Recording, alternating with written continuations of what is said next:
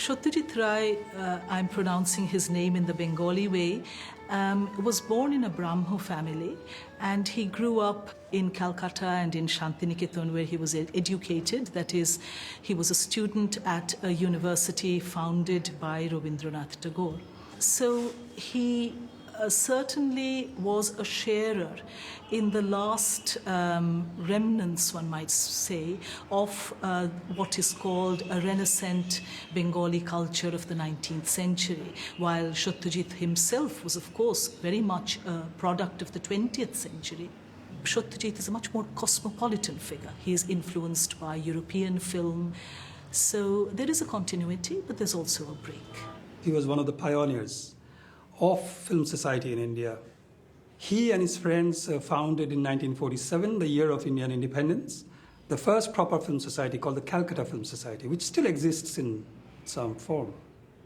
So if you look at his writings from those days, and also later when he became a filmmaker, you'll see that there's an attempt to argue that cinema should be taken seriously as an art form. But one had to still struggle, someone like Ray, to sometimes prove that cinema was an independent art form, not dependent on something like literature or theatre. That continued for some time.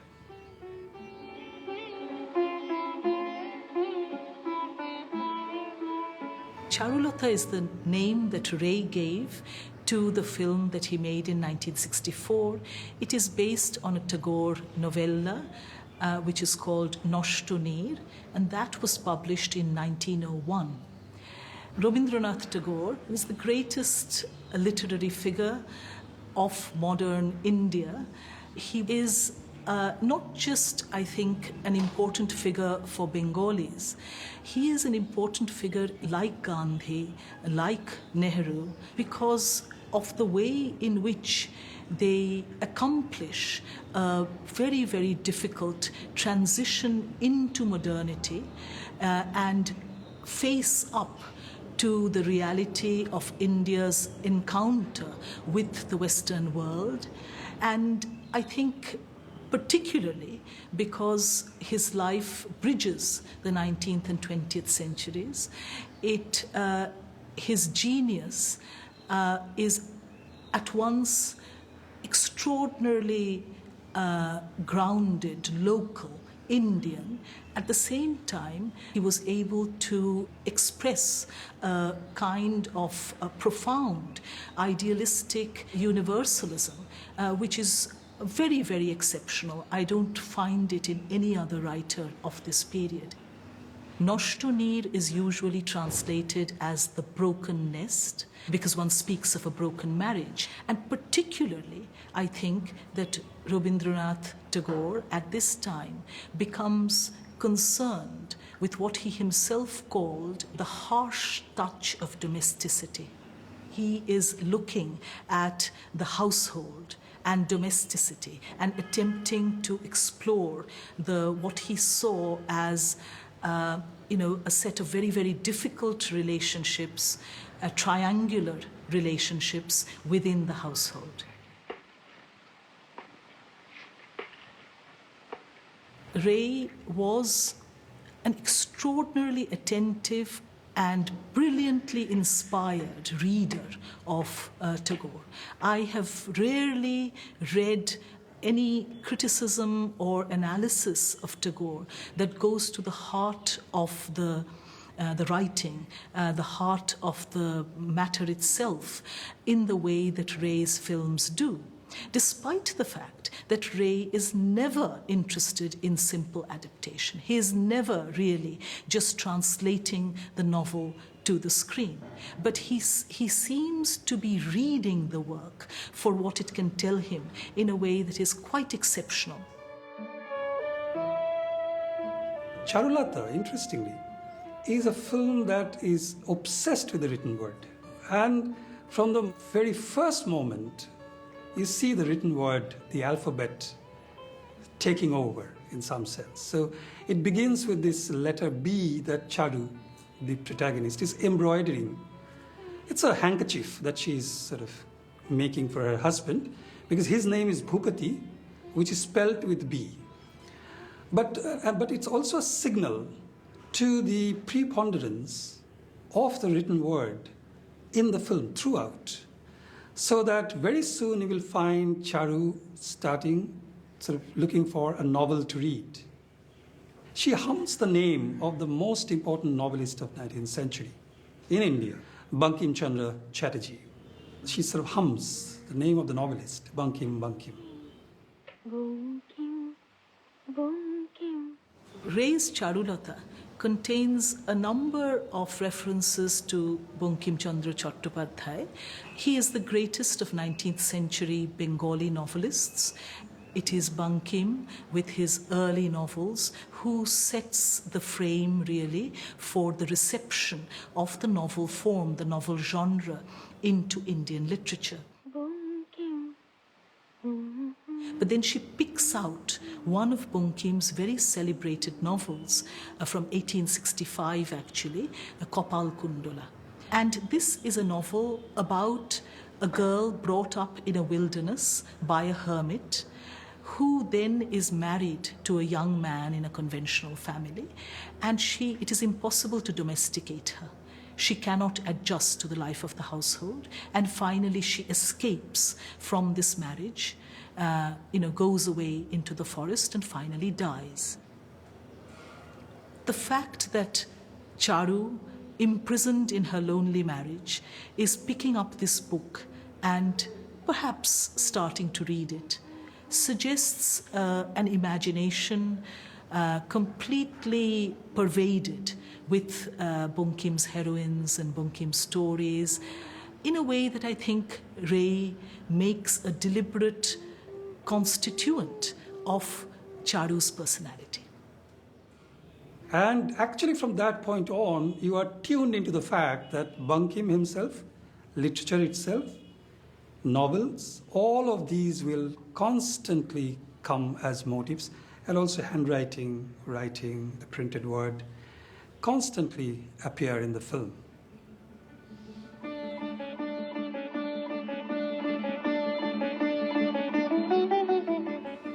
There is the camera itself focusing on the written word, upon the title Kopal Kundala, upon the letter B, upon other instances of the life of script. And it is using all of this in order to suggest that the script itself is an object which can be viewed just as we view the objects out there on the cinema screen. Jai Dada! What is interesting to me in the case of Charulata is that in many cases you have metaphors of space, you have impossible dreams, hopes, ambitions. For example, there is that elaborate discussion in the novella about the garden. At the start of the novella, Amol and Charu plan the laying out of a beautiful garden which will be a place of solace and leisure. এখান দিয়ে একটা খাল যাবে, তাতে কিছু পদ্ম আর কিছু হাঁস, তার উপর একটা শাঁখো। There are references to this garden design, but it is by no means as important to the film. Rather, there is a wonderful use of the relatively unreclaimed garden, the wilderness, where Charu sits on a swing and Amol reads out to her or converses with her or even sings to her.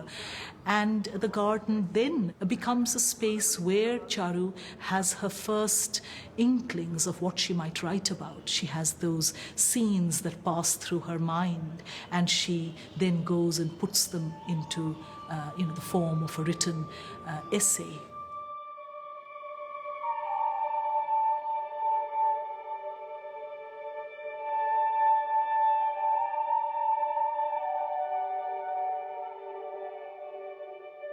At the same time, however, Tagore's text doesn't actually contain any very elaborate description of any interior. It speaks of interior space as a metaphorical space, as a symbolic space. He speaks of recesses, tunnels, enclosed spaces, imprisonment. And what Ray is doing here is translating metaphor and symbol into a kind of visual tracking of affect. So that in the beginning of the film, you have Charu working at her embroidery in the bedroom, then coming out of the inner rooms of the house, reaching the outer rooms, and she enters this library cum sitting room where she looks for a book, and then her attention is caught by sounds from a region that is even further outside, and she looks through the window. Then once that external set of scenes has passed, she returns to the room.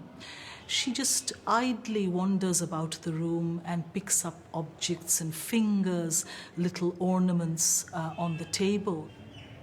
As that scene unfolds, it appears that Charu is one of the beautiful objects owned by Bhupati, part of the furniture, part of the domestic furniture of his household, somebody whom he values, but he doesn't really understand or care for.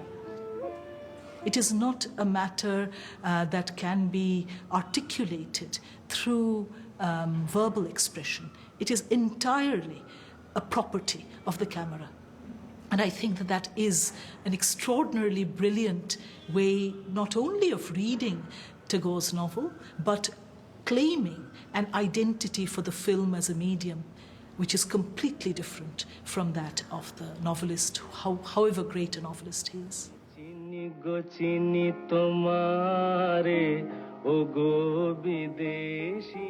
Tagore composed more than 2,000 songs.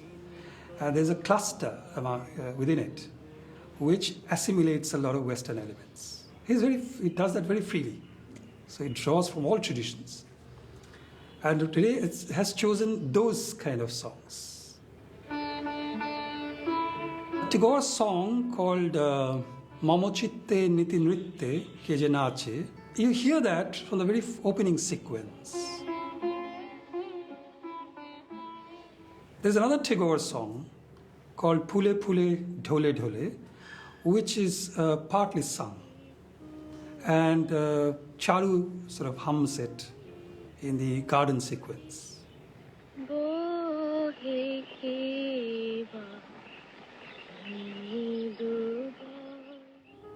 And there is another song that Amal sits at the piano and sings fully with musical accompaniment. It's called Ami Chini Go Chini Tomare. I know you, oh foreign woman. দেখেছি মাধবী রাতে তোমায় দেখেছি হৃদি মাঝারে তোমায় দেখেছি হৃদি মাঝারে. And if you think of that perspective, looking back at, let's say, late 19th century, early 20th century, whatever, vaguely, that period, you cannot have a world without Tagore for a Bengali audience. আমি চিনি গো চিনি তোমারে ও বউ ঠাকুরানী. দেখি একটা copy.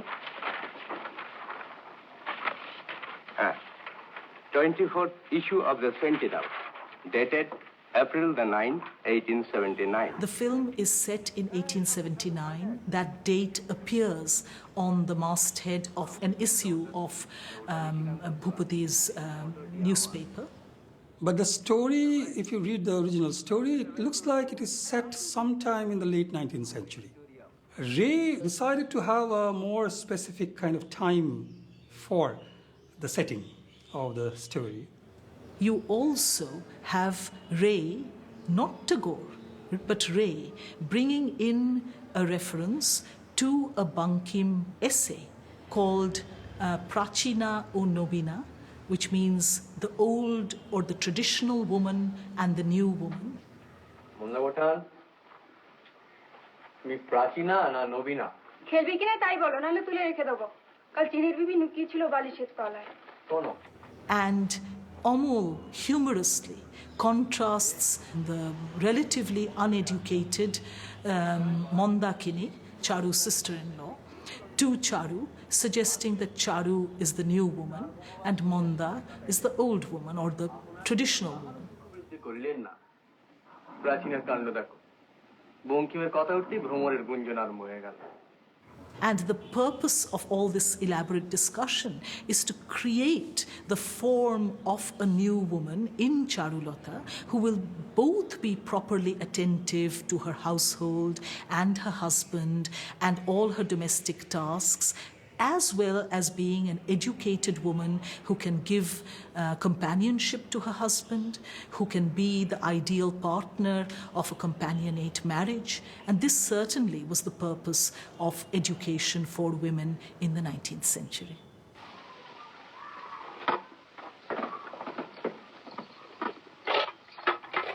Charulata is a film that is about a woman, the inner world of the household, domesticity, and the external world, which appears to be accessible and negotiable only by men. তার আগে আমি একটা কথা বলবো লিবারেলসরা জিতেছে বলে আজ আমরা এখানে আমোদ করছি এবং ভারতবর্ষের আজকের রাজনৈতিক অবস্থায় সেটা করা আমাদের একান্ত কর্তব্য It's very interesting that if you look at the formation of the Indian subject, colonial subject, or in late 19th century, you have to look at a structure of inside-outside. Tagore himself gave a very felicitous title to his novel in 1909, later novel, The Home and the World, he called it. It's a brilliant kind of summation of the whole problem. And also, mapped onto the home and the world, the inside-outside, is the male-female domain. Mapped onto that is a kind of culture and politics separation. Mapped onto that is a different registers of language. So Amal and Charu are meant to share their private literary sort of world. The moment Amal publishes his writings outside, Charu is completely devastated. সরলবাবু আমার লেখা নিয়েছে সরলবাবু সত্যি এই দেখো চিঠি আমি বলেছিলাম You tend to sort of wonder what happened. Why is it so shocking? It's shocking because a protocol is broken. It's insight. Amal goes public with the writing. Bhupati from the very beginning says that he has no business with literature. Literature belongs to the inner quarters. He is a man of politics. দাদা তোমার সরলও আছে আসে তো সবই তবে ওখানে নেই থাকলেই পাশের ঘরের বুক কেচে থাকতে পারে তোমার বউঠান তো সবসময় ওখানেই ঘুরঘুর করেন তোমার বুঝি এভাবে আমি ভাই ওর রসে বঞ্চিত And it tells several people, including Amal, that that's your domain. That's Charu's domain. And you try to keep her company. She's very lonely. And remember, when they try to patch up, they try for a reconciliation. After Amal has left, they go to this seaside. And Bhupati is planning to bring out a new publication. They said, let's not waste time. Let's go back to Calcutta. Charu says, your magazine should have not only politics, but also poetry and other things. Bhupati is doubtful. Then she says it very clearly. Politics in English, poetry and literature in Bangla, in the same magazine, in Bengali. So even that distinction is made clear here. দুরকমই থাকবে ইংরেজিতে রাজনীতি বাংলায় অন্য সব একটা তুমি দেখবে আর একটা আমি It is at the heart of a colonial and post-colonial politics of language. What language do you use? How do you speak to the oppressor, to the ruler, without abandoning your own native human identity? And you must think of Ray himself as joining in that debate because he didn't make films in English. He made films in Bengali and he became an internationally acclaimed filmmaker by making films in Bengali. He never seemed to have thought of choosing to make a film in the English language in order to reach a global audience. He knew that it wasn't necessary. Ray knew very well that he was walking along a rather risky path when he started adapting these classics of Bengali literature, because you tend to outrage people if you take liberty with the original text. And Charulata did that in good measure, in the sense that if you read the contemporary reviews, there was a number of people who thought that he was taking undue liberty with someone like Tagore. For example, there are 20 chapters. These chapters are very small. It's a novella in the original story. You have done away with the last 7 altogether. Right? Why call it an adaptation? It could be your story. Ray took the trouble of writing a really longish answer to this. This is one of his longest pieces, actually. He says, this is the problem with our critics, that they don't know how to watch films cinematically. They look for the original story, now somewhat kind of dramatized before them with performers and some set. And he explained why cinematic communication cannot be entirely verbal. It has to be primarily visual. The ending in the original story, Bhupati, the husband, decides to go away to Mysore in the south. Charu first says, "May I come with you?" When he hesitates and says, "Yes, maybe," Charu says, "Let it be." That's where the novel ends. Ray says, just try doing that on the screen. It won't look convincing at all. And it is not a proper ending. He was apparently influenced by Truffaut's 400 Blows, the last freeze. So he used that. There's no Mysore. Bhupati comes back. The two hands freeze there. So all of that he thought he had to explain to a larger audience. To me, Charulata is his most perfect film. It is the most attentive to the ways in which the language of the camera can interpret and reuse the verbal or the written text. And at the end of the film, you have on the screen itself the name of the novel, Noshtonir. Is this homage to Tagore, or is it yet another reminder that for the filmmaker, the novel, the written text is also an object for the camera's eye?